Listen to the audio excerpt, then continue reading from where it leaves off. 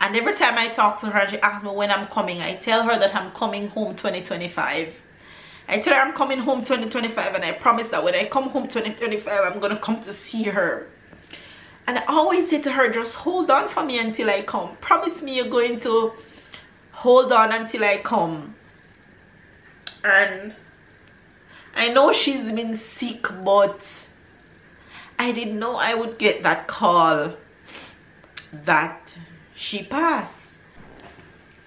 Oh my gosh, it's been a minute.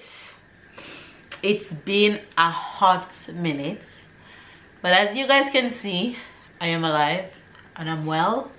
The kids are good, the husband is good, and as I sit down to film this video, here is the battery blinking orange. So I have to go and come back. Okay, so I'm back. Where should I start? Where should I start? I'm gonna try to get through this video as best as I possibly can. Hopefully I don't cry through the process, but I know you guys have a lot of questions. I have been getting a lot of messages. If you guys follow me on Instagram, then you know that even though I had a life-changing event in 2023, I'm no longer a stay-at-home mom, but now a working mom. And I go out and I work, and I have a job, a 9-to-5 on the outside of home. So I know I don't have to explain myself, but I think you guys deserve an explanation to know why have I been gone, like gone, and my vlogs haven't been, even though you guys get a Christmas vlog, it was nothing like a Mel Christmas vlog how it would normally be. It was just a random video of the kids opening their gifts, and that was it. It just abruptly started and abruptly ended. Like I said, I've been getting a lot of messages on Instagram because even though I am now working and haven't been able to post 5 days per week, I would still post snippets of our daily life on Instagram. I would still post photos, I would still post little stories on Instagram. So if you follow me on Instagram, you still would be in the loop. And I haven't posted since the 25th of December. And right now, while I'm filming this video, it is the 8th of February. It's more than a month since I have posted anything on my Instagram, and I know it's raised a red flag. So I've been getting a lot of messages. Mel, how are you doing? Mel, how's the kids? I haven't seen your post. Even my family members have been calling and messaging on both sides, babe's side and my side, saying we haven't seen you, because of course I don't just post my vlogs for my followers who I don't know personally, but I post for my friends and family in all different countries throughout the world that would love to keep up with our life. They also is missing those daily updates and everything. So I really think you all deserve an explanation as to what is going on. A lot has been going on, and I literally write down notes just so I can remember everything to share with you guys. So where do I start? I'm not going to ramble too much. I'm going to try to keep this video as short as possible, but try to get through as best as I can. So 2023 was an amazing year, a life-changing year. We started off 2023 with our family vacation in Mexico. We got back, I got a job. I left that job and took another permanent position in another company, which, if you guys don't know by now, I am a receptionist in a hotel, and I have been doing so well. I love what I do, and the job has been going amazing. I have amazing bosses and colleagues, and everything has been going just so well. My brother came to visit during the summer, and I took a few days and I went to Paris with them, and I vlog a little bit of that, so you guys would have seen that. And then the year just continued rolling on, and everything was just going well. I'm still doing my driving lessons. everything has been going according to plan. Everything has been going well, no complaints. Relationship with the family is good, hobby is good as usual. You know, there's no problem there. The kids are growing up, they're doing well in school, so proud of them. And then Christmas rolls along. You guys know that I'm not in Jamaica, I'm in France. If it's the first time you're watching my video, I'm a Jamaican living in France.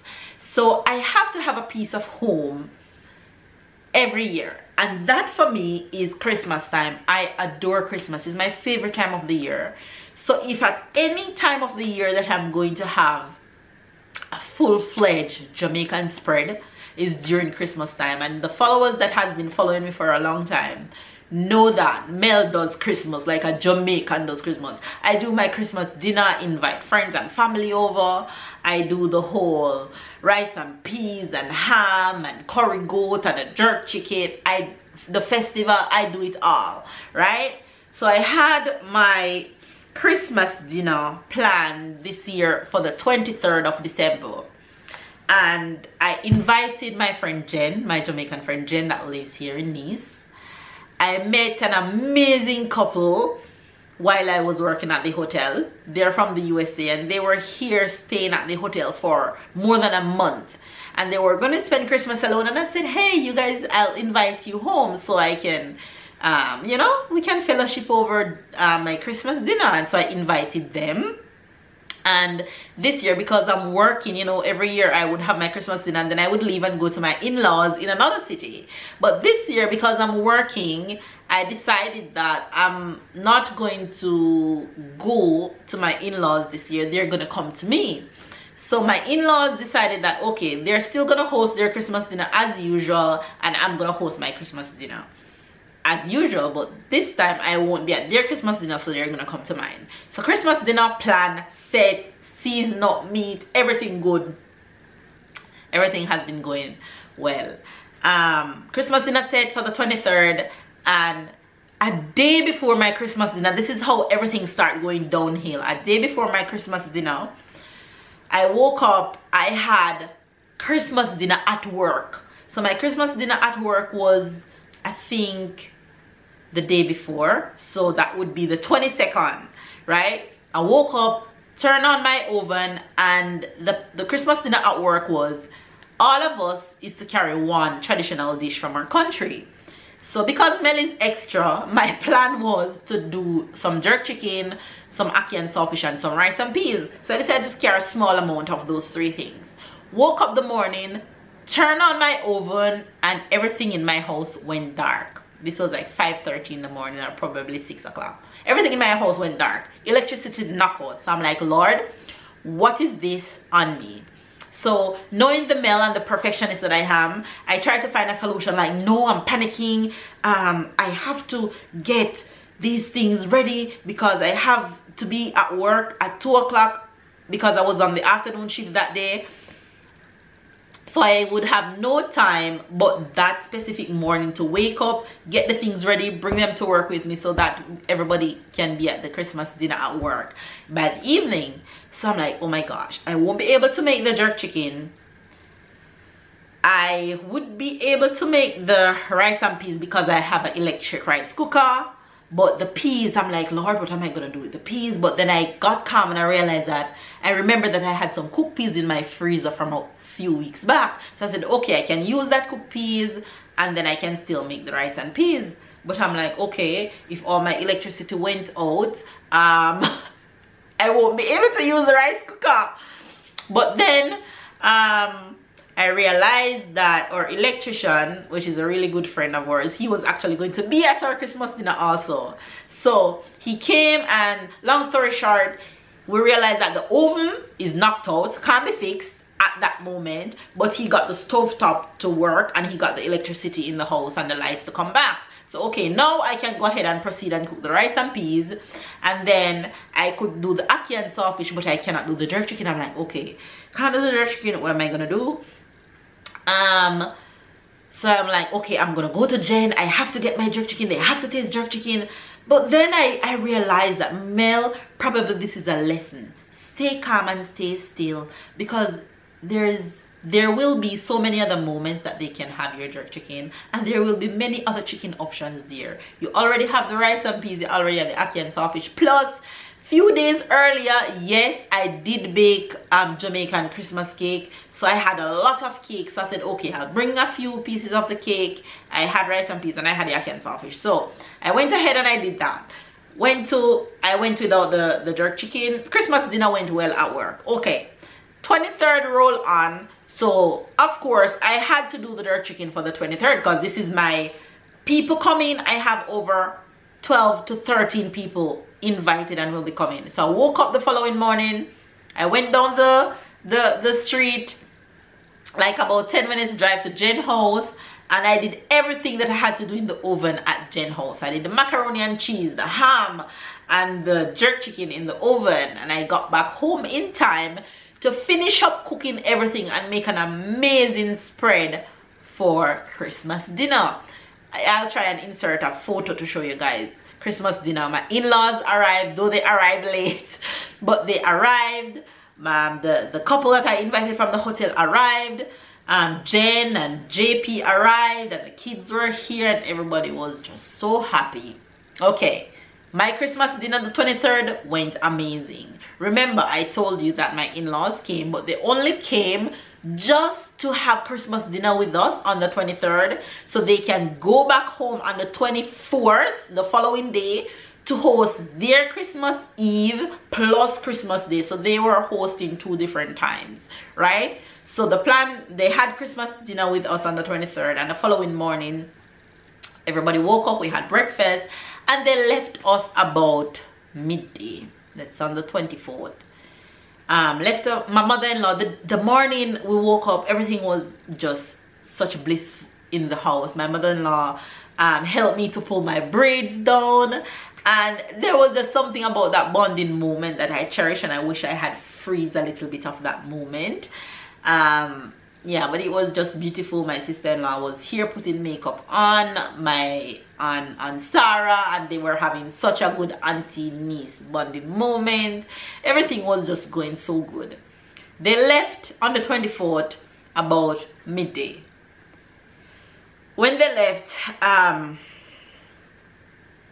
they said that they were going to the gas station, and then they would hit the highway and head home. They have a 2-hour drive, 2 hours 30 about.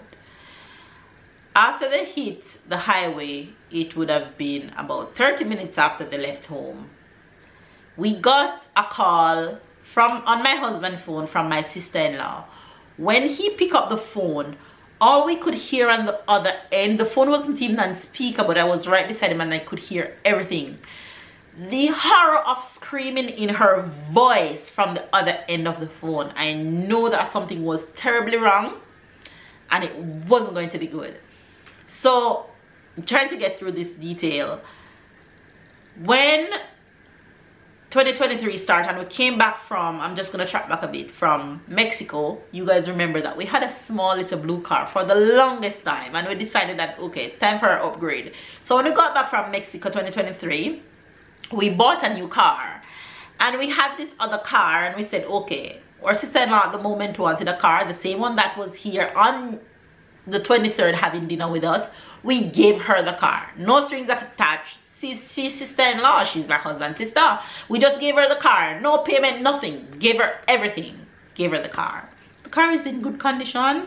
The only reason why we changed the car is because we wanted a bigger car. We enjoy doing road trips, we enjoy traveling, and the car wasn't big enough for us to hold all the suitcases. And when we visit the family during Christmas time, the kids always get so many gifts and we have nowhere to put them.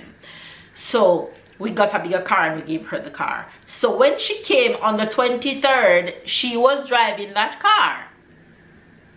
So the horror on that phone line, we get to understand that they just hit the highway. 10 minutes within the highway, they had a terrible car accident. A bus behind hit the car from behind and sent the car spinning right off the car. I'll also try and insert a photo of the car.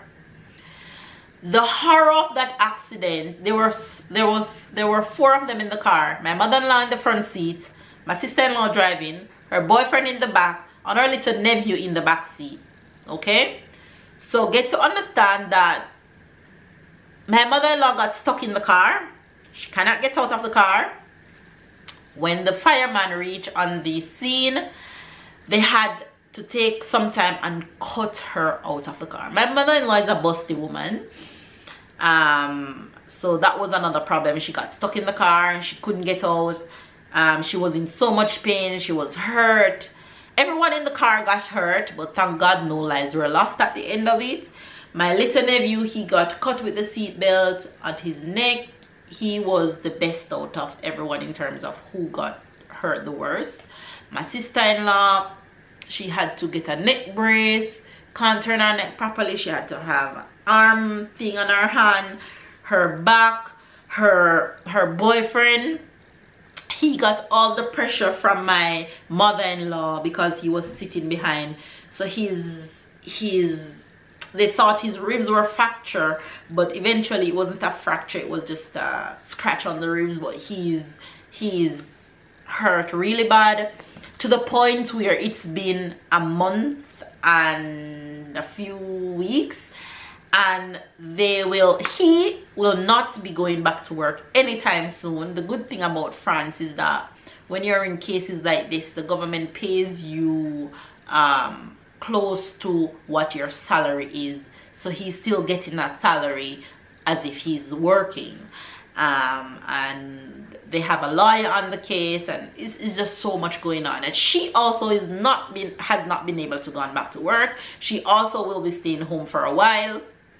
That's how badly they're hurting. They're in so much pain up until this day. My mother-in-law, on the other hand, she was lifted to a hospital here in Nice, and then the sister-in-law, the boyfriend, and my little nephew was at another hospital. It was just a nightmare. It was just a nightmare. My mother-in-law is hurt really bad. She is now barely moving around. She's in so much pain daily, and that process continues. So that's what triggered, is like everything just started rippling since the 22nd. So that was Christmas Eve. On the 24th this happened. We were just devastated. Everybody was just crying. It was just a mess everywhere. Too much drama. Christmas Day, I had no energy into celebrating Christmas, though I was working on Christmas Day in the evening shift. We got up, we just barely pulled through, we let the kids open their gifts, and that was that for Christmas Day. Honestly, we had our Christmas morning dinner, and of course we had a lot of food left over from our Christmas dinner, so I didn't have to cook again. The kids enjoyed their day, and that was that for Christmas Day. So that's how I ended up posting one photo on Christmas Day, but I was just still in such shock from Christmas Eve's event. Christmas Day rose by, and because that was still just lingering in my head for the following week, I just, you know, keep reflecting on what could have been and what is. And then come the 30th of December, I got a call that my grandmother died. My last grandparent, my father's mom, a lady who means everything to me. Growing up, she was everything to me. I loved my grandmother. I still love my grandmother even in death, and I was devastated. It takes me to a place that I didn't know exist. I felt such guilt, and I'll explain to you why I felt such guilt. And this is the part where I can already feel myself getting emotional and my throat's getting stiff. I felt such guilt because she's been sick in Jamaica for a while. She had dementia. But every time I call, she would speak to me as if she knows it's me, and she would ask me, when are you coming? When are you coming? She sees Sarah over the phone, but she has never met Sarah in person. The one time Sarah been to Jamaica when she was 3 months old, I went to Jamaica for Elaine's wedding, and I was in Ocean and Kingston, and I didn't get to go and let her meet Sarah, and that I have to live with. And I felt such guilt because I didn't get to see her when I could have. And I have to live with that. And every time I talk to her, she asks me when I'm coming. I tell her that I'm coming home 2025. I tell her I'm coming home 2025, and I promise that when I come home 2025, I'm going to come to see her. And I always say to her, just hold on for me until I come. Promise me you're going to hold on until I come. And I know she's been sick, but I didn't know I would get that call that she passed. I am the eldest grandchild for her, and it hits me like a brick. I tell you, it hits me so bad. I felt guilt for weeks. I couldn't, until this moment I haven't posted about it. Each time I talk about it, I cry. But this is the best crying that I've cried, because I put down some cowballing where uncontrollably I couldn't talk about it unless I just break down without even speaking. I find myself some days just crying uncontrollably in the bed. I find myself crying uncontrollably at work. And the cool thing about it, I have amazing colleagues, I have an amazing boss, and they all, you know, sympathize. And my mom told me, hey, you don't need to feel guilty, because grandma left this earth knowing how you loved her, and she left knowing that if you could have come sooner to visit her, you would have. And I just feel so bad that I didn't get to see her, and she didn't get to meet Sarah in person. She met Ty, but she didn't get to meet Sarah in person. And if you guys have been riding with me for a while, you would have seen her on my vlog when I went to see her when Tyler was 1 year old in Jamaica, and I went to the house.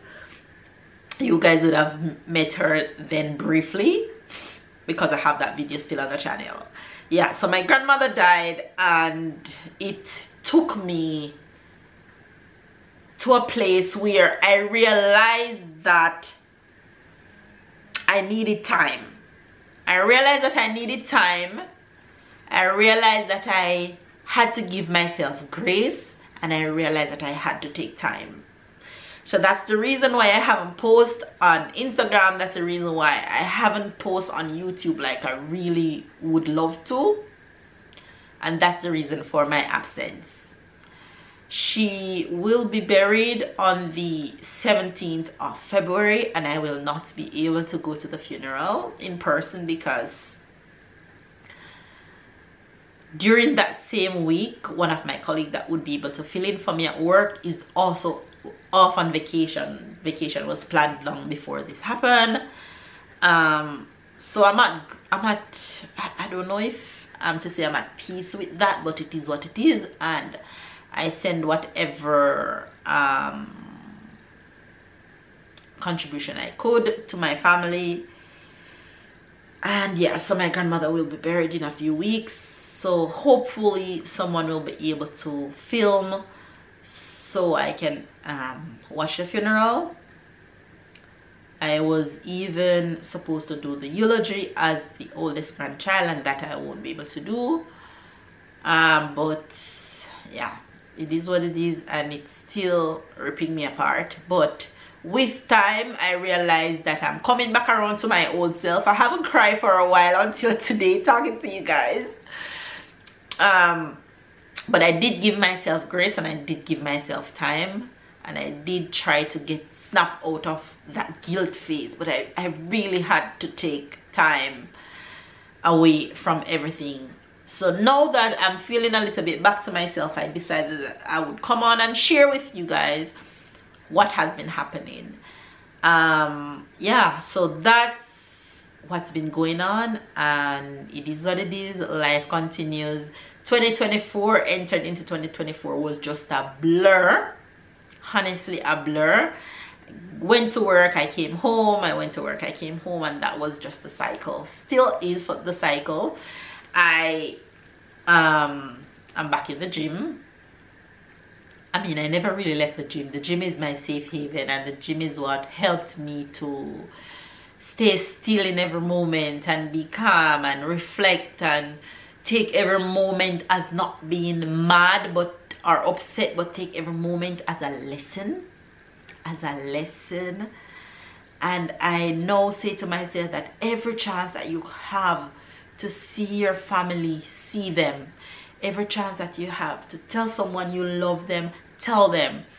Every chance you get to mend a broken relationship, mend it. Mend it. Anything can happen at any moment. Whatever relationship I can't mend at this present moment is not because I haven't tried.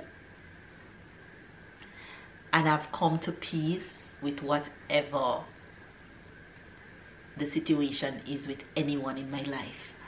But if you're in my life at this present moment, I just want to tell you guys that I appreciate you, I see you, and I love you.